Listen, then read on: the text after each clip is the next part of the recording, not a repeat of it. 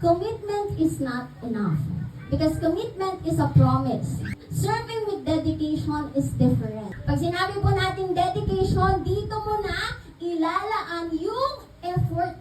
Meron kang gagawin effort para ma-fulfill yung commitment na ginawa mo.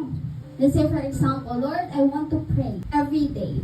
That's a commitment that you will pray every day. Saan papasok yung dedication? Na kahit inaantok ka, kahit na busy ka, hindi mo i-miss out.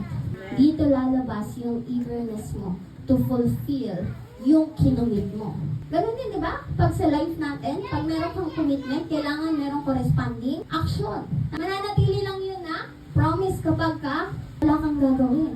So, kailangan meron kang dedication na gawin yung isang bagay. Ibig sabihin, kahit na anong hardship ang meron ka sa buhay, kahit anong struggle ang na-encounter mo, kahit anong persecution, recession, and weekend season, yung pinagdadaanan mo, you remain constant. You still do yung pinramis mo sa Panginoon.